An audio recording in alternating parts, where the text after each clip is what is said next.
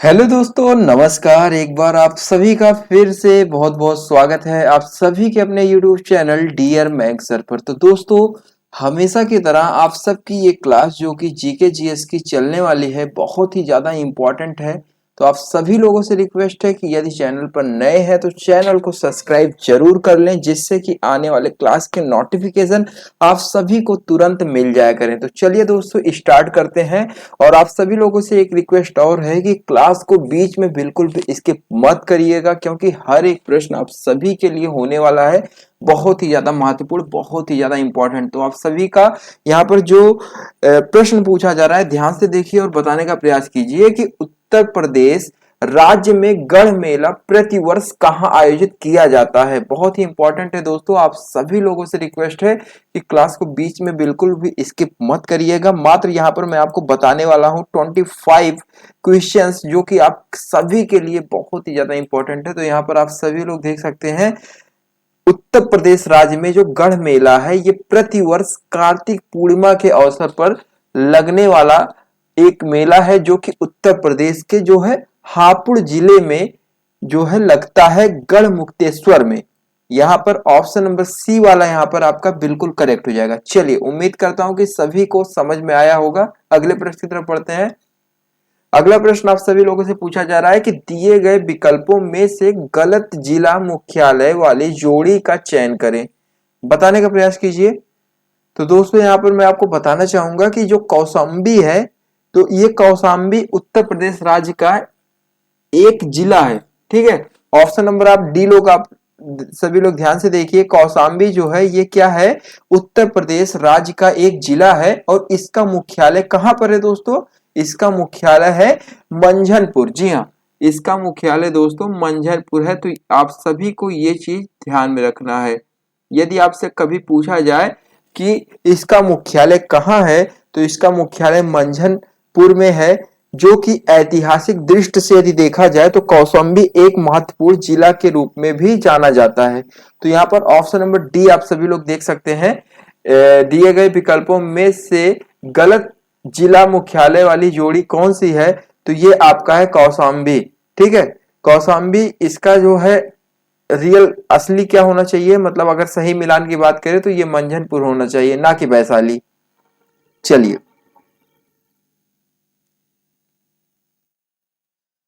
चलिए दोस्तों, अगले प्रश्न की तरफ बढ़ते हैं। वर्ष 2011 की जो जनगणना हुई थी, उसके अनुसार उत्तर प्रदेश की जनसंख्या का वृद्धि प्रतिशत क्या रहा?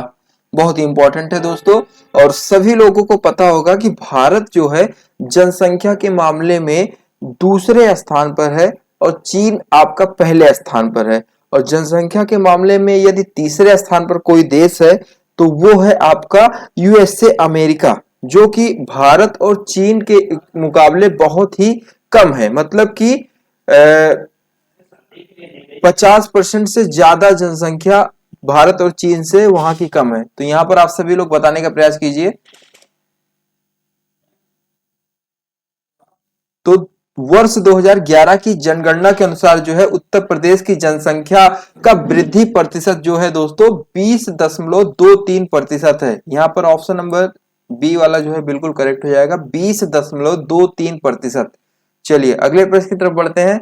अगला प्रश्न आप सभी लोगों से क्या पूछा जा रहा है, ध्यान से देखिए और बताने का प्रयास कीजिए। ठीक है, बहुत ही इंपॉर्टेंट है दोस्तों। एक भी प्रश्न आप सभी लोग मिस मत करिए, हर एक प्रश्न आप सभी के लिए बहुत ही ज्यादा इंपॉर्टेंट होने वाला है। तो चलिए, बताने का प्रयास कीजिए कि यहां पर आपसे पूछा जा रहा है कि कैलिस्टो, एम्प्टी, एरियल और सेंचुरी विभिन्न प्रकार के हैं। आप सभी लोग बताने का प्रयास कीजिए। तो यहां पर देख सकते हैं, कैलिस्टो, एम्प्टी, एरियल और सेंचुरी जो है विभिन्न प्रकार के फॉन्ट हैं। ठीक है, ये कंप्यूटर से रिलेटेड प्रश्न है। ये फॉन्ट का प्रतिपादन रॉबिन निकोलस, किसने दोस्तों? Robin Nicholas. ये चीज आप सभी लोग यदि कॉपी पेन साथ में रखे हैं, मैंने बताया भी है कि क्लास जब स्टार्ट हो आप सबकी, तो कॉपी पेन साथ में रखिए। कुछ इंपॉर्टेंट चीजें आप सभी को जो मैं बताया बताया करूं, उसे आप लोग लिख लीजिए। ठीक है, तो यहाँ पर मैंने आपको क्या बताया कि कैलिस्टो, एम्प्टी, एरियल और सेंचुरी जो है विभिन्न प्रकार के फॉन्ट हैं, ठीक है। और फॉन्ट का प्रतिपादन किसने, रॉबिन निकोलस ने जो है सन 1982 ईस्वी में जो है किया था। और फॉन्ट का प्रयोग जो है पहले प्रकाशन के मुद्रण हेतु किया जाता है, लेकिन वर्तमान की बात करें तो इसका प्रयोग अब बंद हो चुका है। तो ऑप्शन नंबर आपका यहाँ पर जो फॉन्ट साइज है, जितने भी लोगों ने बताया है बी वाला, वो लोग यहाँ पर बिल्कुल करेक्ट हो जाएंगे। चलिए अगला प्रश्न आप सभी लोगों से क्या पूछा जा रहा है, ध्यान से देखिए। इनमें से कौन सा इंटरनेट तक पहुंचने, सॉरी माफ करिएगा, इनमें से कौन सा इंटरनेट तक पहुंच प्रदान करता है, इंटरनेट तक पहुंच प्रदान करता है। तो MNP या ISP या स्प्रेडशीट्स या सर्च इंजन। तो दोस्तों ISP जो है, इसे हम लोग क्या फुल फॉर्म इसका क्या हो जाएगा, ISP का फुल फॉर्म हो जाएगा दोस्तों इंटरनेट सर्विस प्रोवाइड, ठीक है। तो ये इंटरनेट सेवा प्रदाता, इसे हिंदी में हम लोग कह सकते हैं, ये एक कंपनी है, ठीक है, जो व्यक्तियों और उनके कंपनियों को जो है इंटरनेट और इसके अलावा जो है अन्य जो सेवाएं हैं जैसे कि वेबसाइट निर्माण और वर्चुअल होस्टिंग, ठीक है, ये सब चीजें प्रोवाइड करती हैं, प्रदान करती हैं। तो ISP के साथ जो है उपकरण तथा दूरसंचार जो लाइन है इसको पहुंचाया जाता है। तो ऑप्शन नंबर आपका ISP बिल्कुल करेक्ट हो जाएगा। फुल फॉर्म आप लोग एक बार फिर से सुन लीजिए, इंटरनेट सर्विस प्रोवाइड, आप सभी लोग जरूर इसे लिख लीजिए। प्रोवाइडर भी आप बोल सकते हैं, प्रोवाइडर, क्योंकि इंटरनेट सर्विस प्रोवाइडर और इंटरनेट सेवा प्रदाता इसको हिंदी में कहा जाता है। ISP का full form, option number B यहां पर आपका बिल्कुल करेक्ट हो जाएगा। चलिए अगला प्रश्न क्या पूछा जा रहा है, ध्यान से देखिए। निम्न में से कौन सा समूह जो है MS एक्सेल के इंसर्ट टैब में मौजूद नहीं है। तो MS एक्सेल के इंसर्ट टैब में आपका इसमें कौन सा सम्मिलित नहीं है, तो वो है आपका ऑप्शन नंबर आपका रेखांकन, यहां पर बिल्कुल भी सम्मिलित नहीं है। ऑप्शन नंबर ए बिल्कुल करेक्ट हो जाएगा, ठीक है। MS एक्सेल के इंसर्ट टैब में जो है रेखांकन, जिसे हम लोग क्या कहते हैं इंग्लिश में, चार्ट्स कहते हैं, ये आपका बिल्कुल भी सम्मिलित नहीं है। चलिए अगले प्रश्न की तरफ बढ़ते हैं। अगला प्रश्न आप सभी लोगों से पूछा जा रहा है कि अस्थायी रूप से संग्रहित डेटा के लिए उपयोग किया जाने वाला शब्द क्या है। तो दोस्तों यहाँ पर आप सभी लोग देखिए और बताने का प्रयास कीजिए। तो अस्थायी रूप से संग्रहित डेटा के लिए उपयोग किया जाने वाला शब्द आपका यदि कोई है तो वो क्या है, तो इसे जो है किसी भी समय हटाया जा सकता है। जी हाँ, कैश डेटा से तात्पर्य क्या है कि कैश डेटा से तात्पर्य यह है जो अस्थायी रूप से जो है अस्थायी होता है तथा जिसे किसी भी समय हटाया जा सकता है। तो ये आपका बिल्कुल करेक्ट हो जाएगा बी वाला। जी हाँ, यह जो है आकार में बहुत छोटा होता है लेकिन कंप्यूटर की मुख्य मेमोरी में जो है बहुत तेज होती है और इसी CPU की मेमोरी के रूप में भी संग्रहित किया गया है, मतलब CPU की मेमोरी के रूप में भी जाना जाता है। चलिए दोस्तों अगले प्रश्न की तरफ बढ़ते हैं, ध्यान से देखिए। अगला प्रश्न आप सभी लोगों से क्या पूछा जा रहा है, निम्नलिखित में से कौन एक प्राइमरी स्टोरेज डिवाइस है, बताने का प्रयास कीजिए। बहुत ही इंपॉर्टेंट प्रश्न है दोस्तों।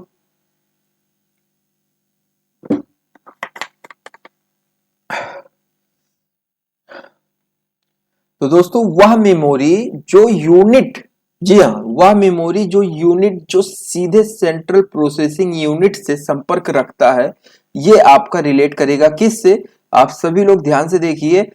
ऑप्शन नंबर यहाँ पर देखिए, कुछ लोगों का मानना है बी वाला बिल्कुल करेक्ट है। तो देखिए यहाँ पर आपसे पूछा जा रहा है कि इनमें से कौन एक प्राइमरी स्टोरेज डिवाइस है। तो जो वह मेमोरी जो यूनिट जो सीधे सेंट्रल प्रोसेसिंग यूनिट से संपर्क रखता है तथा हर समय जो है कंप्यूटर से जुड़ा रहता है, इसे हम लोग कह सकते हैं आसान भाषा में प्राथमिक या मुख्य मेमोरी, ठीक है। और प्राथमिक स्टोरेज की मेमोरी जो है आपका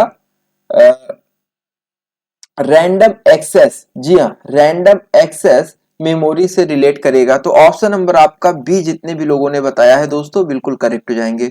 अगला प्रश्न है, बहुत ही इंपॉर्टेंट है, ध्यान से देखिए। पर्दे पर उत्तल लेंस द्वारा वस्तु की वास्तविक आकृति बनती है। जी हाँ, पर्दे पर उत्तल लेंस के द्वारा वस्तु की वास्तविक आकृति बनती है। यदि उत्तल लेंस के ऊपरी भाग को अपारदर्शी कागज से ढक दिया जाए तो वह छवि पर क्या प्रभाव पड़ेगा। तो दोस्तों आप सभी लोग बताने का प्रयास कीजिए, आपका राइट आंसर क्या हो जाएगा। ध्यान से देखिए, बहुत ही इंपॉर्टेंट है। और मैं आपको बताना चाहूंगा कि ये प्रश्न आपका बहुत ही ज्यादा मस्ट होने वाला है, क्योंकि ऐसे प्रश्न अक्सर पूछे जाते हैं उत्तल लेंस और अवतल लेंस से रिलेटेड। तो जब उत्तल लेंस के ऊपरी भाग को जो है ढक दिया जाता है तो ऐसी अवस्था में होता क्या है कि वस्तु के आने वाली जो किरणें होती हैं वो लेंस के आधे भाग से परावर्तित होती हैं और वस्तु की पूर्ण छवि प्राप्त होती है तथा इनकी तीव्रता जो है वो कम हो जाती है। जी हाँ दोस्तों, इनकी तीव्रता क्या हो जाती है, कम हो जाती है। तो ऑप्शन नंबर आप डी वाला देख सकते हैं, बिल्कुल करेक्ट हो जाएगा। चलिए, इनमें से आपको बताना है कौन सा पदार्थ ध्वनिक, ठीक है, पदार्थ है। तो दोस्तों लकड़ी, पानी, रबड़, लोहा।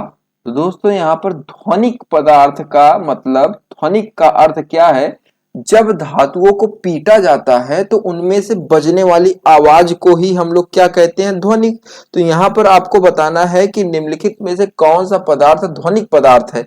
यदि बात करें किसी भी वस्तु को पीटने की तो क्या उसमें से आवाज आएगी, तो उसी से रिलेटेड प्रश्न है। तो धातुओं में यह गुण इस कारण है क्योंकि विद्युत ऋणात्मकता बहुत कम होती है, जैसे कि इलेक्ट्रॉन बंधन जो है वो कम होता है। जब धातुओं को पीटा जाता है तो क्या होता है दोस्तों, इलेक्ट्रॉन आसानी से चलायमान हो जाते हैं और गतिज ऊर्जा पैदा होती है। तो इससे क्या होता है, ध्वनि उत्पन्न होता है। ध्वनि पैदा करने में जो खर्च होती है वो इसी के कारण होती है। तो प्रश्नगत जो विकल्प आपके दिए गए हैं, लकड़ी, पानी, रबड़, लोहा, जी हाँ, इन विकल्पों में यदि लोहा की बात करें तो लोहा धातु है, इसलिए प्रश्न का जो सही उत्तर है दोस्तों वो है ऑप्शन नंबर डी। जी हाँ, यहाँ पर यदि बात करें ऑप्शन नंबर डी तो बिल्कुल करेक्ट हो जाएगा। तो ध्वनि उत्पन्न करने वाले पदार्थ क्या हैं, यदि लकड़ी से देखा जाए तो इस पे आवाज कुछ खास नहीं आएगा, लेकिन लोहे को यदि किसी चीज से पीटा जाए तो जरूर आवाज आएगा। तो ऑप्शन नंबर डी बिल्कुल करेक्ट हो जाएगा। चलिए दोस्तों अगले प्रश्न की तरफ बढ़ते हैं। प्रोटियम, ड्यूटेरियम और ट्राइटियम को निम्नलिखित में से किसकी श्रेणी में रखा गया है। दोस्तों बताने का प्रयास कीजिए। तो यहां पर आप सभी लोग देख सकते हैं प्रोटियम, ड्यूटेरियम और ट्राइटियम को जो है समस्थानिक, ठीक है, स्टोव की श्रेणी में रखा गया है। तो ऑप्शन नंबर आप सभी लोगों को मैं बताना चाहूंगा कि आइसोटोप यहां पर आपका बिल्कुल करेक्ट हो जाएगा। आइसोटोप ऑप्शन नंबर ए आपका यहां पर बिल्कुल करेक्ट हो जाएगा। इसको हम लोग हिंदी में समस्थानिक के नाम से जानते हैं। ये तो इंग्लिश वर्ड दिया गया है, इसको हम लोग किस नाम से जानते हैं, समस्थानिक नाम से जानते हैं। हिंदी में इसे हम लोग क्या कहते हैं, समस्थानिक नाम से जानते हैं। और इंग्लिश में इसे हम लोग कहते हैं आइसोटोप। स्पेलिंग आप सभी लोग देख सकते हैं, ISOTOPE, ठीक है, जिससे हिंदी में कन्वर्ट करके लिखा गया है ये, जबकि इंग्लिश वर्ड है, ठीक है। आइसोटोप यहाँ पर आपका बिल्कुल करेक्ट हो जाएगा, बिल्कुल राइट है। चलिए अगले प्रश्न की तरफ बढ़ते हैं। अगला प्रश्न है निम्नलिखित में से कौन सा यौगिक संगमरमर का एक मुख्य घटक है। तो दोस्तों बताने का प्रयास कीजिए, आपका राइट आंसर क्या हो जाएगा। तो संगमरमर, जिसे हम लोग मार्बल के नाम से जानते हैं, ये एक रूपांतरित चट्टान है और इसका प्रमुख घटक कैल्शियम कार्बोनेट है, जिसका फार्मूला होता है दोस्तों CaCO3। ये किसका फार्मूला है, कैल्शियम कार्बोनेट का। तो ऑप्शन नंबर सी बिल्कुल करेक्ट हो जाएगा दोस्तों। चलिए अगले प्रश्न की तरफ बढ़ते हैं। निम्नलिखित में से उस विटामिन की कमी से विकास का चयन करें जिसमें जो है मुंह, गले, पैर के निचले हिस्से एवं पैर के जो पंजे होते हैं वे लाल रंग के धब्बे उत्पन्न करते हैं। तो दोस्तों ऐसा कौन सा विटामिन है जो कम होने के कारण ये सब जो है लक्षण शरीर में दिखने लगते हैं। तो पेलाग्रा, बेरी, स्कर्वी या रतौंधी, तो आप सभी लोग बताने का प्रयास कीजिए। आप सभी लोगों को पता होगा कि ये रतौंधी जो है ये तो आंखों से रिलेटेड रोग है, तो ये बिल्कुल भी नहीं हो सकता। यहाँ पे स्कर्वी की बात करें तो ये स्किन से रिलेटेड है, लेकिन यहाँ पर जो है मुंह, गले और पैर के निचले हिस्से की बात हो रही है, मुंह, गले और पैर के निचले हिस्से की। स्कर्वी में अक्सर स्किन्स मतलब जो शरीर के स्किन्स हैं उस पर इफेक्ट कर सकता है, लेकिन यहाँ पर पेलाग्रा की बात करें तो यह त्वचा जो है दाद, ठीक है, यह त्वचा दाद एक त्वचा का रोग है, ठीक है, जो कि विटामिन B3 की कमी के कारण होता है, ठीक है। और इस रोग में जो है क्या है, मुंह, गला, पैर के निचले हिस्से और पैर के पंजे जो है लाल रंग के धब्बे पैदा करते हैं। तो यहाँ पर ऑप्शन नंबर ए वाला बिल्कुल करेक्ट हो जाएगा, पेलाग्रा, जो कि आपका विटामिन B3 की कमी से होता है। तो ऑप्शन नंबर आपका पहला वाला बिल्कुल करेक्ट हो जाएगा, विटामिन B3 की कमी से विकास का चयन करें। तो विटामिन B3 आपका बिल्कुल राइट है। इससे हम क्या नाम दिए हैं, ऑप्शन नंबर ए में रिलेट कर रहा है वो। चलिए अगले प्रश्न की तरफ बढ़ते हैं दोस्तों। अगला प्रश्न आप सभी लोगों से क्या पूछा जा रहा है कि विटामिन बी का जो रासायनिक नाम है वो क्या है। तो विटामिन बी का रासायनिक नाम क्या है दोस्तों, तो विटामिन B2 का रासायनिक नाम राइबो, यहाँ पर आप सभी लोग देख सकते हैं राइबोफ्लेविन, यहाँ पर आपका बिल्कुल करेक्ट हो जाएगा दोस्तों। यहाँ पर एक क्वेश्चन में थोड़ा सा यहाँ पर सही कर लीजिए, क्वेश्चन अधूरा लिखा गया है, विटामिन B2 यहाँ पर बना लीजिए, ठीक है। तो यहाँ पर आप सभी का क्या हो जाएगा, विटामिन B2, जी हाँ, विटामिन B2 का रासायनिक नाम क्या है, तो राइबोफ्लेविन है, जी हाँ। ऑप्शन नंबर आपका डी वाला बिल्कुल करेक्ट हो जाएगा। और कुछ महत्वपूर्ण विटामिन तथा उनके अन्य रासायनिक नाम यदि मैं आपको बताऊं तो आप सभी लोगों को एक बार कॉपी पेन फिर से उठा लेना है। यदि मैं थोड़ा मोड़ा कुछ बता दे अच्छी चीजें तो वो आप लोग नोट कर लीजिए, चाहे तो मैं बताऊं आप लोग लिखिए या तो मैं लिखूं, लेकिन मैं लिखूंगा तो बहुत टाइम लगेगा, तो मैं आपको थोड़ा सा बताना चाहूंगा। विटामिन ए यदि आप सभी लोग कॉपी पेन साथ में रखे हैं तो जरूर लिखिए, नहीं रखे हैं तो वीडियो अभी जब आपकी क्लास खत्म हो तो एक बार दोबारा सुन लीजिए जब ना समझ में आए, ठीक है। तो आप सभी लोग देख सकते हैं यहाँ पे ऑप्शन नंबर बी तो यहाँ पर बिल्कुल करेक्ट हो जाएगा, क्योंकि राइबोफ्लेविन का रासायनिक नाम राइबोफ्लेविन जो है B2 का रासायनिक नाम है, विटामिन B2 का रासायनिक नाम है। और बात करें दोस्तों विटामिन ए की, जो कि बहुत मस्ट है, ये बहुत ही ज्यादा मस्ट है, विटामिन ए का रासायनिक नाम क्या है। तो यदि आप सभी लोगों से पूछा जाए विटामिन ए का रासायनिक नाम तो आप सभी लोग लिख लीजिए रेटिनॉल, यहाँ पर आपका बिल्कुल करेक्ट हो जाएगा। विटामिन ए का जो रासायनिक नाम है वो आपका है रेटिनॉल। और बात करें दोस्तों मेरे विटामिन B1 की तो थायमिन, जी हाँ, B1 की यदि आपसे पूछा जाए तो आप सभी को क्या लिखना है, थाइमीन, ठीक है, थाइमीन, ये विटामिन B1 की बात कर रहा हूं मैं, ठीक है। और एक और ज्यादा मस्ट है, उसे भी आप सभी को याद रखना है। यदि आप सभी लोगों से कभी पूछा जाए विटामिन ई का रासायनिक नाम क्या है तो टोकोफेराल, जी हाँ, टोकोफेराल, ये आपका बिल्कुल करेक्ट हो जाएगा। वैसे तो बहुत सारे विटामिन अगर बताऊं तो अभी एक ही क्वेश्चन में बहुत ज्यादा समय लग जाएगा, लेकिन आप सभी को ये सब चीजें ध्यान में रखना है। बाकी इसके लिए एक पूरा मैं विटामिन के ऊपर एक वीडियो लाऊंगा आप सभी के लिए।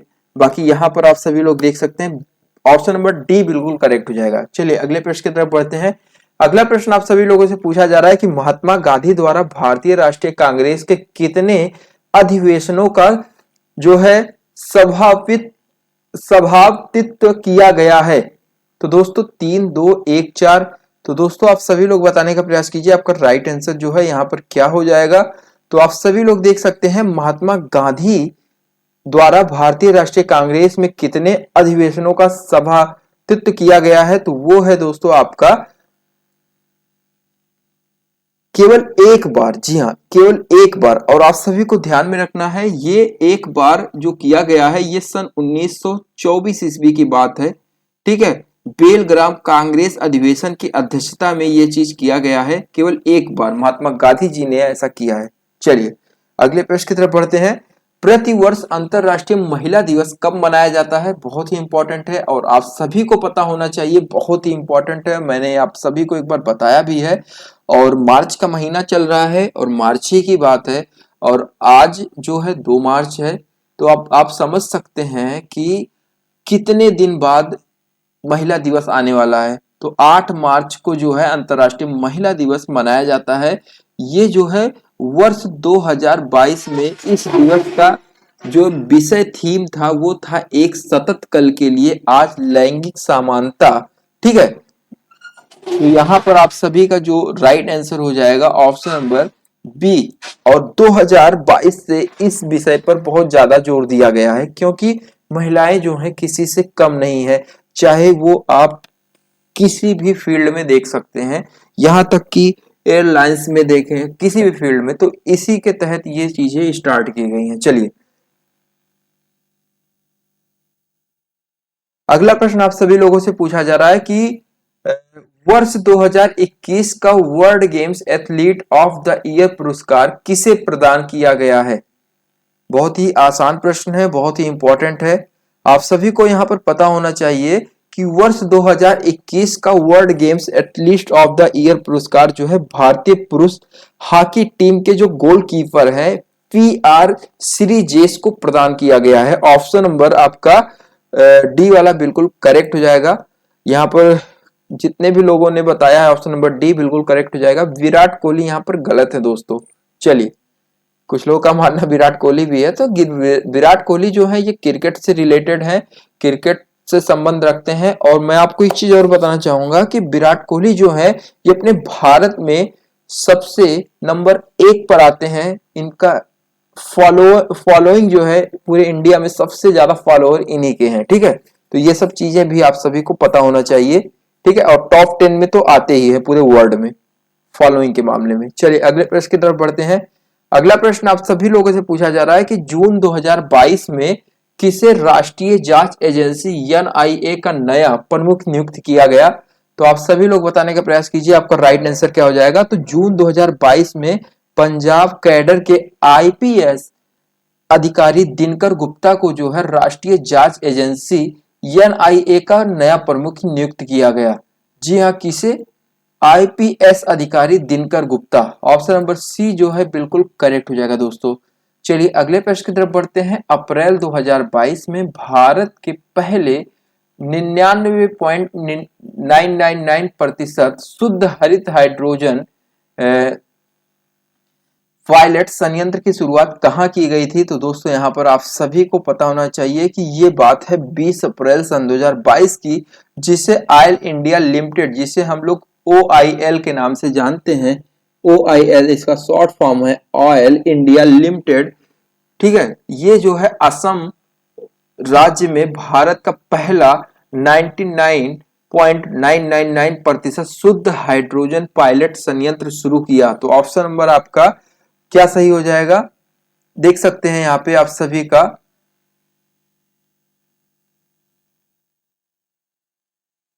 देखिए, कुछ लोगों का मानना है यहाँ पर ऑप्शन नंबर सी।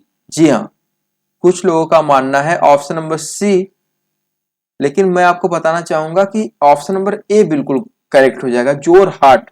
जी हाँ, जोरहाट यहाँ पर आपका बिल्कुल करेक्ट हो जाएगा। यहां से शुरू की गई, जो कि असम से रिलेट करता है। उत्तर प्रदेश के किस शहर में स्किल इंडिया अंतरराष्ट्रीय केंद्र की स्थापना की गई? नाम बड़े हैं इसमें काफी सारे लोगों के, पर दर्शन छोटे हैं। बताने का सही प्रयास कीजिए आप सभी लोग। चलिए, उत्तर प्रदेश के वाराणसी में स्किल इंडिया अंतरराष्ट्रीय केंद्र की स्थापना की गई थी।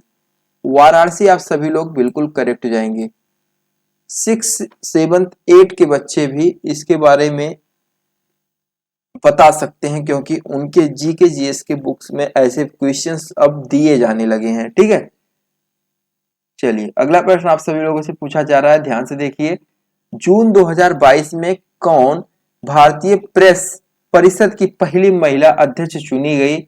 तो दोस्तों यहाँ पर आप सभी का जो राइट आंसर हो जाएगा ऑप्शन नंबर आप सभी लोग देखिए, 2022 में उच्च न्यायालय न्यायालय की पूर्व मुख्य न्यायाधीश न्यायमूर्ति रंजना प्रकाश देसाई। जी हाँ, ऑप्शन नंबर सी आपका बिल्कुल करेक्ट हो जाएगा। अगला प्रश्न है, अप्रैल 2022 में पहला लता दीनानाथ मंगेशकर पुरस्कार किसे प्रदान किया गया? तो दोस्तों यहाँ पर अप्रैल 2022 में पहला लता दीनानाथ मंगेशकर पुरस्कार प्रधानमंत्री नरेंद्र मोदी को प्रदान किया गया। ऑप्शन नंबर आपका डी वाला बिल्कुल करेक्ट हो जाएगा। इंपॉर्टेंट है, आपके देश के प्रधानमंत्री प्राइम मिनिस्टर से रिलेटेड प्रश्न है। चलिए अगले प्रश्न की तरफ बढ़ते हैं। किस देश ने पुरुषों को बैडमिंटन टीम प्रतियोगिता थॉमस कप 2022 का खिताब जीता है?